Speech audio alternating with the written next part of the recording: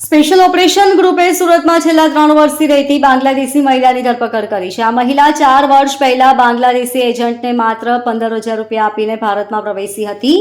1 વર્ષ મુંબઈમાં રહ્યા બાદ તે છેલ્લા 3 વર્ષથી સુરતમાં સ્થાયી થઈ હતી. સુરતમાં તેણે અલગ અલગ સ્પામાં નોકરી કરી હતી. અહીં આવી તેણે બોગસ ડોક્યુમેન્ટના આધારે આધાર કાર્ડ સહિતના પુરાવા પણ બનાવ્યા હતા. પોલીસને તેની પાસેથી બાંગ્લાદેશી નાગરિક હોવાનું આધાર કાર્ડ પણ મળી આવ્યું હતું. સુરતમાં છેલ્લા 3 વર્ષથી ગેરકાયદે રહેતી બાંગ્લાદેશી મહિલાની એસઓજીએ મૈદરપુરા દિલ્હી ગેટ 4 રસ્તા ઇન્ડિયન ઓઇલ પેટ્રોલ પંપ પાસેથી ધરપકડ કરી છે.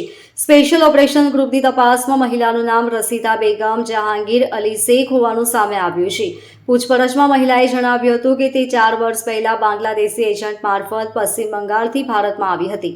આ મહિલાએ પોતાનું ખોટું નામ ધારણ કર્યું હતું અને ખોટા ડોક્યુમેન્ટો પણ બનાવ્યા હતા. એસઓજી દ્વારા જ્યારે મહિલાની વધુ પૂછપરછ હાથ ધરાઈ ત્યારે જેણે જણાવ્યું હતું કે ભારતમાં પ્રવેશવા માટે તેણે બાંગ્લાદેશી એજન્ટને બાંગ્લાદેશી કરન્સીમાં 15,000 રૂપિયા આપ્યા હતા.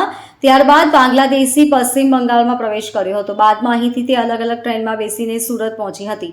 મુંબઈમાં 1 વર્ષ રહેવા બાદ છેલ્લા 3 વર્ષથી સુરતમાં અલગ અલગ જગ્યાએ રૂમ ભાડે રાખીને રહેતી હતી. આરોપી મહિલાએ બનાવટી બોગસ ડોક્યુમેન્ટના આધારે ભારતનું આધાર કાર્ડ સહિતના પુરાવા બનાવ્યા હતા. આરોપી મહિલાની પૂછપરછમાં વધુ જાણવા મળ્યું હતું કે બાંગ્લાદેશના બરંગા ગામની તે વતની છે. એજન્ટ મારફત જસોર જિલ્લાથી બાંગ્લાદેશની પ્રતિબંધિત બોર્ડરથી ભારતના પશ્ચિમ બંગાળ રાજ્યના બેગોન ખાતે પ્રવેશ કરી હાવડા રેલવે સ્ટેશન ખાતે આવી ટ્રેન મારફતે સુરત આવી હતી. પોલીસે તેની પર ફોરેન્સ એક્ટ, પાસપોર્ટ રૂલ્સ કાયદાની કલમો લગાવી છે. Bureau report, LK star news, Surat.